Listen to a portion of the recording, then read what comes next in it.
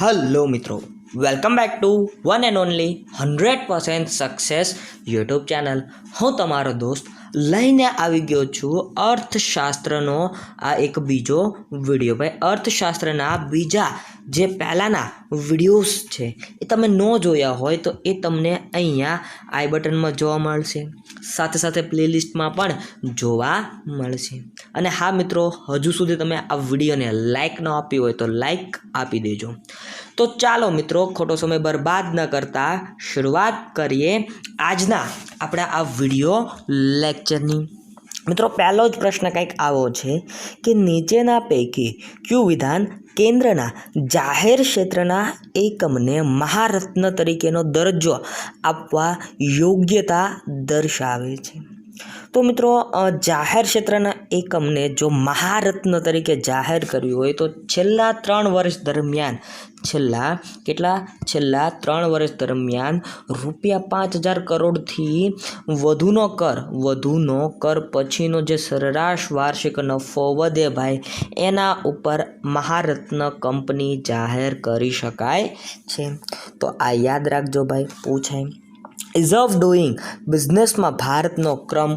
તો અત્યારે મિત્રો જે જૂના આંકડા છે એ મુજબ 77મો બરાબર 77મો ક્રમ હતો ભાઈ. અત્યારે આમાં પણ ચેન્જીસ આવી ગયો છે. તો વાત કરીએ લેટેસ્ટ 2020ના આંકડા મુજબ કયો હશે ભારતનો ક્રમ ઇઝ ઓફ ડુઈંગ બિઝનેસમાં?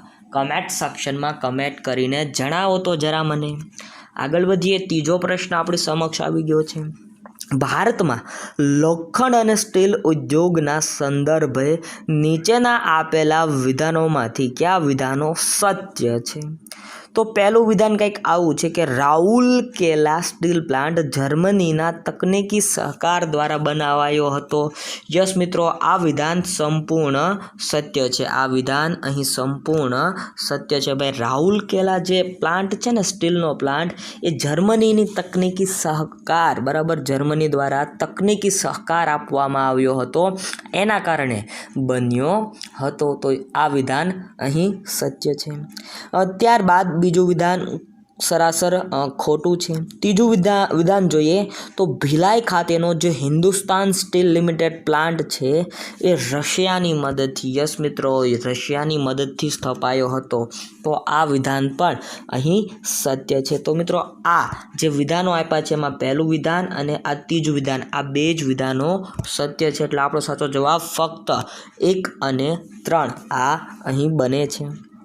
ત્યારબાદ વર્લ્ડ બેંકના ડુઈંગ બિઝનેસ રિપોર્ટ 2019 મુજબ ભારતે કયા ક્ષેત્રમાં પાછળના વર્ષોની સાપેક્ષે સુધારો નોંધાવ્યો છે? તો મિત્રો, ઇન્સોલન્સીના રેઝોલ્યુશનમાં અને બાંધકામની પરવાનગી, આ બંને વિભાગોમાં ભારતે ભાઈ સુધારો કર્યો છે. અહીં ફક્ત 3 અને 4 એ સાચો જવાબ ઠરે છે. 5મો પ્રશ્ન આપણી સમક્ષ છે. ભારતમાં ઔદ્યોગિક વિકાસ હેતુ સંયુક્ત ક્ષેત્રનો વિચાર કઈ ઔદ્યોગિક નીતિમાં રાખવામાં આવ્યો હતો? તો મિત્રો, 1956ની ઔદ્યોગિક નીતિ ભાઈ, 1956ની જે ઔદ્યોગિક નીતિ બનાવવામાં આવી હતી એ ઔદ્યોગિક નીતિમાં ભારતમાં ઔદ્યોગિક વિકાસ હેતુ સંયુક્ત ક્ષેત્ર ભાઈ, સંયુક્ત કમ્બાઈન બરાબર, સંયુક્ત ક્ષેત્રનો વિચાર રાખવામાં આવ્યો હતો 1956ની જે ઔદ્યોગિક નીતિ છે એમાં. ત્યારબાદ ભારત સરકાર કેન્દ્રીય જાહેર ક્ષેત્રના એકમો લાગેલા પોતાના હિસ્સાનું વિનિવેશ શા માટે કરે છે? તો મિત્રો, આમાંથી એક પણ માટે વિનિવેશ કરતી નહીં. અહીં આપણો સાચો જવાબ 1 પણ નહીં એ સાચો જવાબ ઠરી રહ્યો છે. ત્યારબાદ યોગ્ય વિકલ્પો પસંદ કરો. આવો પ્રશ્ન છે ભાઈ, યોગ્ય વિકલ્પ પસંદ કરો. તો ભિલાઈ પ્લાન્ટ ક્યાં આવેલો છે ભાઈ? તો ભિલાઈ છત્તીસગઢમાં જ આવેલો છે. બોકારો, તો આ મિત્રો ઝારખંડમાં જ આવેલો છે. દુર્ગાપુર ક્યાં આવેલો છે? તો પશ્ચિમ બંગાળમાં આવેલો છે. રાઉરકેલા ઓડિશામાં આવેલો છે. તો ભાઈ યાદ રાખો, આવા જોડકા પણ પૂછાઈ શકે બરાબર. ગુજરાત ગૌણ સેવા પસંદગી મંડળની એક્ઝામમાં આવા જોડકા પણ આવી શકે. મિત્રો તમારે બુક ખરીદવી હોય તો ડિસ્ક્રિપ્શનમાં લિંક આપેલી છે, ત્યાં જઈને તમે બુક્સ ખરીદી શકો છો, જેમાં વર્લ્ડ ઇન બોક્સ છે, કુમાર પ્રકાશન છે, ત્યારબાદ શાહ એન્ડ શાહ પ્રકાશન છે. આ બુક્સ તમને હેલ્પફુલ થશે શેમાં? તો ભાઈ પ્રેક્ટિસ કરવામાં. બાકી આ બુકમાંથી આવે આવું ક્યાંય હું લખીને કહેતો નથી ભાઈ, બરાબર? કારણ કે ભાઈ આ ગુજરાત ગૌણ સેવા પસંદગી મંડળ છે, એને મન પડે ત્યાંથી પ્રશ્ન કાઢે ભાઈ, બરાબર? છતાં તમારે બુક્સ ખરીદવી હોય તો નીચે ડિસ્ક્રિપ્શનમાં છે. આગળના પ્રશ્નો તરફ વધીએ તો તાજેતરમાં શરૂ કરવામાં આવેલી સૌભાગ્ય યોજના પૂરું પાડવા બાબતની છે ભાઈ. શું પૂરું પાડવા બાબતની છે? તો વીજળી ભાઈ, ઇલેક્ટ્રિસિટી, બરાબર? વીજળી પૂરું પાડવા માટે સૌભાગ્ય યોજના શરૂ કરવામાં આવી છે ભાઈ. યાદ રાખો ભાઈ, આવા પ્રશ્નો પૂછાય કારણ કે યોજના રિલેટેડ મોસ્ટ ઓફ પ્રશ્ન તમારી એક્ઝામમાં જોવા મળશે. એશિયાનું પ્રથમ ઇપીઝેડ ખાલી જગ્યામાં શરૂ કરવામાં આવ્યું તો કંડલા ખાતે ભાઈ. ઇપીઝેડ એક્સપોર્ટ પ્રોસેસિંગ ઝોન, બરાબર? ઇપીઝેડ જે કંડલા ખાતે શરૂ કરવામાં આવ્યું તો કંડલા ક્યાં આવેલું છે? ભારતમાં, અને એમાંય આપણા ગુજરાતમાં. ક્યાં આવેલું છે? ગુજરાતના કચ્છડા બારે માછમાં, બરાબર? કચ્છમાં આવેલું છે ભાઈ. ભારતમાં નીચેના પૈકી કયા સામાજિક માળખાના ભાગ છે? તો મિત્રો ફક્ત આવાસ આ સામાજિક માળખાનો ભાગ છે. યસ. આરોગ્ય અને સ્વચ્છતા એ પણ સામાજિક માળખાનો ભાગ છે. શિક્ષણ આ પણ સામાજિક માળખાનો જ એક ભાગ છે. એટલે ફક્ત 2, 3 અને 5 આ સામાજિક માળખાના ભાગના સાચો MCQ ઠરે છે. એટલે ફક્ત 2 એટલે કે આવાસ, ત્યારબાદ આરોગ્ય અને સ્વચ્છતા એટલે કે 3 અને શિક્ષણ આનો સમાવેશ થાય છે. ત્યારબાદ નીચેના પૈકી કઈ જોડી અથવા જોડ સાચી છે? તો મિત્રો જુઓ છો તમે કઈ જોડી સાચી છે ભાઈ? તો આમાંથી ફક્ત 1 અને 2 નેશનલ વોટર હાઈવે, બરાબર? નેશનલ વોટર હાઈવે તો આ મિત્રો ગંગા, બરાબર? એ સાચું છે. NW તો NW1 એ ગંગા સાચું છે. NW2 એ બ્રહ્મપુત્ર એ પણ સાચું છે. તો યાદ રાખજો ભાઈ. અને આ ખોટું છે, બરાબર? તો આ 2 સાચા છે. એટલે ફક્ત 1 અને 2 અહીં સાચા જવાબ છે. ફાસ્ટેગ નીચેનામાંથી કઈ બાબત સાથે સંકળાયેલ છે? તો ઇલેક્ટ્રોનિક ટોલ કલેક્શનથી ભાઈ. ઇલેક્ટ્રોનિક ટોલ કલેક્શન કરવા માટે, બરાબર? ટેક્સ ઉઘરાવવા માટે તમને જ્યારે જતા હો હાઈવે ઉપર ત્યારે ભાઈ ફાસ્ટેગ હોય તો તમારી ગાડી સ્પીડમાં વટી જાય તો તમારું જે ટોલ ટેક્સ હોય એ ઓટોમેટિક કટ થઈ જાય. એના માટેની આ ફાસ્ટેગ નામની એક શું કહેવાય સુવિધા શરૂ કરવામાં આવેલી છે તમામ બેન્કો દ્વારા. તો યાદ રાખો ભાઈ, આવા પ્રશ્નો પૂછાઈ શકે. ત્યારબાદનો પ્રશ્ન કંઈક આવો છે મિત્રો. 8 મૂળ ઉદ્યોગોના સૂચકાંકમાં નીચેનામાંથી કોનો વધારે મહત્વ અપાય છે? તો વીજ ઉત્પાદનને ભાઈ 8 મૂળ ઉદ્યોગોના જે સૂચકાંક છે એમાંથી ભાઈ વીજ ઉત્પાદનને વધારે મહત્વ આપવામાં આવી રહ્યું છે.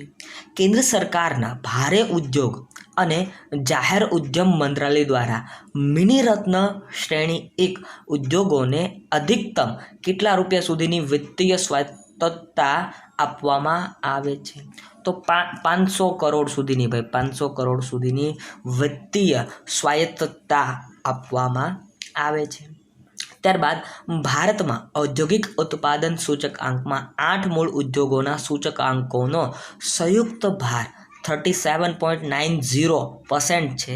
તો નીચેનામાંથી કયા ઉદ્યોગોનો સમાવેશ 8 મૂળ ઉદ્યોગોમાં થાય છે? આવો પ્રશ્ન છે ભાઈ. તો આમ તો તમામ ઉદ્યોગોનો સમાવેશ આમાં કરવો જોઈએ, પરંતુ સિમેન્ટ ઉદ્યોગ આનો સમાવેશ થાય. યસ. ખાતર ઉદ્યોગ આનો સમાવેશ થાય. પ્રાકૃતિક ગેસ આનો સમાવેશ થાય.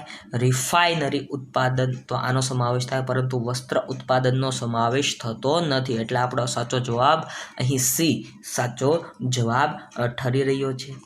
ભારતમાં લઘુ વિત્ત બેંક SPB સ્થાપનાનો હેતુ શું છે? તો ભાઈ લઘુ ઉદ્યોગોને લોન ઉપલબ્ધ કરાવવી એ એનો એક હેતુ છે ભાઈ, મોટિવ છે. લઘુ તેમજ સીમાંત ખેડૂતોને ઋણ ઉપલબ્ધ કરાવવું એ પણ એક એનો મોટિવ છે, હેતુ છે. તો અહીં આપણો સાચો જવાબ એ બને છે, ફક્ત 1 અને 2. રાષ્ટ્રીય નિવેશ અને અવસંરચના ફંડ સંદર્ભમાં કયા વિધાનો સત્ય છે? તો મિત્રો એક પણ વિધાન અહીં સત્ય નથી. અહીં આપણો સાચો જવાબ ડી બને છે. નીચેનામાંથી કઈ ઘટના 1991ના ઉદારીકરણ બાદ થયેલી છે? તો વિશ્વ વ્યાપારમાં ભારતની નિકાસ વધી. યસ, આ 1991ના જે ઇકોનોમિક રિફોર્મ્સ આવ્યા હતા, આર્થિક સુધારા, એની સાથે સંકળાયેલી વાત છે. એફડીઆઈનો પ્રવાહ ભારતમાં વધ્યો. ફોરેન ડાયરેક્ટ ઇન્વેસ્ટમેન્ટનો પ્રવાહ ભારતમાં વધતો ગયો. યસ, આ પણ સાચી વાત છે. ભારતનું વિદેશી ચલણ ભંડાર વધ્યું. તો આ પણ સાચી વાત છે ભાઈ, વિદેશી ચલણ ભંડાર વધતું ગયું. 8 કોર ઉદ્યોગોમાં નીચે તેમના ભારસાના આધારે ઉતરતા ક્રમમાં કયો વિકલ્પ સાચો છે ભાઈ? તો ઉતરતા ક્રમમાં કીધું ભાઈ, તો રિફાઇનરી ઉત્પાદનો, વીજળી, સ્ટીલ, કોલસો અને કાચું તેલ, એટલે કે આપણો સાચો જવાબ બી અહીં આપણો સાચો જવાબ ઠરે છે ભાઈ, ઉતરતા ક્રમમાં. એમએસએમઈ બરાબર, માઇક્રો સ્મોલ મીડિયમ એન્ટરપ્રાઇઝ બાબતે નીચેનામાંથી કયું જોડકું સત્ય છે? તો મિત્રો સૂક્ષ્મ ઉદ્યોગો એનું વાર્ષિક ટર્નઓવર 5 કરોડથી સુધીનું, બરાબર, 5 કરોડ સુધીનું. લઘુ ઉદ્યોગો તો વાર્ષિક ટર્નઓવર 5 કરોડથી લઈને 75 કરોડ સુધીનું. મધ્યમ ઉદ્યોગો તો ભાઈ વાર્ષિક ટર્નઓવર 75 કરોડથી લઈને 250 કરોડ સુધીનું છે. તો અહીં આપણો સાચો જવાબ ડી બને છે. અહીં આપણો સાચો જવાબ ડી બને છે. આરબીઆઈ દ્વારા એમએસએમઈ ક્ષેત્રમાં અનુભવાતી વિભિન્ન સમસ્યા માટે કઈ સમિતિનું ગઠન કરવામાં આવ્યું છે? તો યુકે સિંહા સમિતિ ભાઈ, એમએસએમઈ બરાબર, માઇક્રો સ્મોલ મીડિયમ એન્ટરપ્રાઇઝ ક્ષેત્રમાં અનુભવાતી વિભિન્ન પ્રકારની સમસ્યા છે, તો એનું નિરાકરણ કરવા માટે એક સમિતિનું ગઠન કરવામાં આવ્યું છે. જે સમિતિ છે યુકે સિંહા સમિતિ. ત્યારબાદ SICA બરાબર, સિક ઇન્ડસ્ટ્રીયલ કંપનીઝ એક્ટ 1985, જે શું કહેવાય નિમ્ન કક્ષાના હોય, બરાબર, નિર્બળ હોય, જેનામાં શું કહેવાય બંધ કરવાના આરે હોય, એવા માટે આ કંપનીઝ એક્ટ આવ્યો હતો 1985. દુરુપયોગને અટકાવવા જોગવાઈઓમાં ફેરફાર કરવા કઈ સમિતિનું ગઠન કર્યું હતું? તો બાલકૃષ્ણ ઇરાડી સમિતિ ભાઈ. આ કાયદાનો દુરુપયોગ કરતી હતી અમુક કંપનીઓ, તો ભાઈ એને અટકાવવા માટે બાલકૃષ્ણ ઇરાડી સમિતિની ભાઈ રચના કરવામાં આવી હતી. સરકાર દ્વારા રોકાણકારો અને વ્યાપારીઓને ઉદ્યોગની સ્થાપનાથી માંડીને બંધ કરવા સુધીની તમામ પ્રક્રિયા સરળ અને ઓનલાઈન કરવા માટે કયા પોર્ટલની શરૂઆત કરી છે? તો ઈ-બીઝ બરાબર, મતલબ કે ઈ બિઝનેસ ભાઈ, ઈ-બીઝ ગવર્મેન્ટ ઓફ ઇન્ડિયા બરાબર, એના દ્વારા શરૂ કરવામાં આવેલું છે. CSR કોર્પોરેટ સોશિયલ રિસ્પોન્સિબિલિટી અંતર્ગત કેવી કંપનીઓ પોતાના શુદ્ધ નફાના 2% સામાજિક અને પર્યાવરણીય યોજના પાછળ ખર્ચવા પડે? તો ભાઈ ઉપરયુક્ત તમામ કંપનીઓએ ખર્ચવા પડે. જેની નેટ વર્થ ભાઈ વાર્ષિક જેનું ટર્નઓવર 500 કરોડથી વધારે હોય એ, જેનું ટર્નઓવર 1000 કરોડથી વધારે હોય તે, જેનો ચોખ્ખો નફો 5 કરોડથી વધારે હોય તે, એટલે ઉપરયુક્ત તમામ આ સાચો જવાબ ઠરે છે. ઈસ્ટ કોસ્ટ ઇકોનોમિક કોરિડોર કોની સહાયતાથી ભારત સરકાર મેક ઇન ઇન્ડિયા અંતર્ગત નિર્માણ કરશે? તો એશિયન ડેવલપમેન્ટ બેંકની મદદથી ભાઈ ઈસ્ટ કોસ્ટ ઇકોનોમિક કોરિડોરનું નિર્માણ ભારત સરકાર મેક ઇન ઇન્ડિયા પ્રોજેક્ટ અંતર્ગત કરશે. આગળ વધીએ. નીચેનામાંથી ક્યાં તૃતીયક ક્ષેત્રના સામેલ છે? ભાઈ તૃતીયક ક્ષેત્રમાં શું સામેલ છે, આવો પ્રશ્ન છે. તો વ્યાપાર અને પરિવહન આ તૃતીય ક્ષેત્રમાં આવે. ત્યારબાદ વિત્ત અને સ્થાવર સંપત્તિ, તો એનો સમાવેશ પણ તૃતીયક ક્ષેત્રમાં થાય છે. ત્યારબાદ જેમ અર્થવ્યવસ્થાનો વિકાસ થાય છે તેમ જીડીપીમાં તૃતીયક ક્ષેત્રનો હિસ્સો શું થાય છે? તો વધે છે ભાઈ, બરાબર. કૃષિ ક્ષેત્રનો હિસ્સો ઘટે અને તૃતીયક ક્ષેત્રનો હિસ્સો ભાઈ વધતો જાય છે.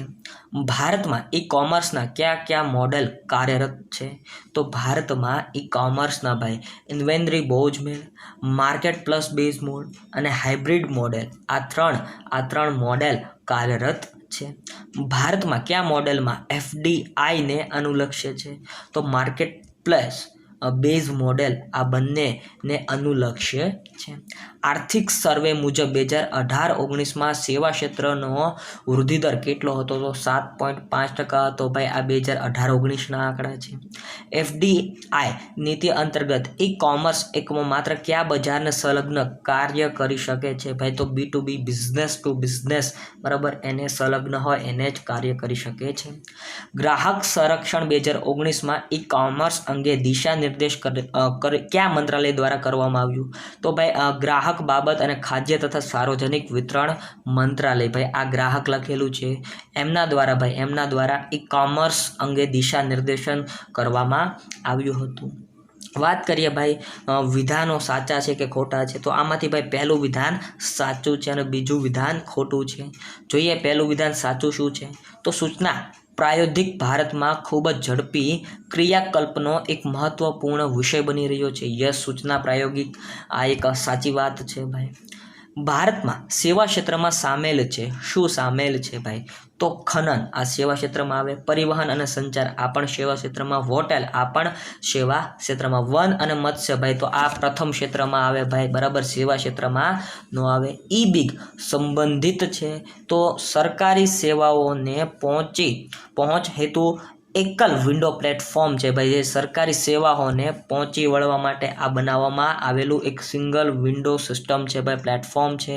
તો યાદ રાખો ભાઈ, આવા પ્રશ્નો પૂછાઈ શકે તમારી એક્ઝામમાં. મિત્રો આવા ને આવા વિડીયોઝ જોવા માટે અમારી ચેનલને સબસ્ક્રાઈબ કરીને રાખો.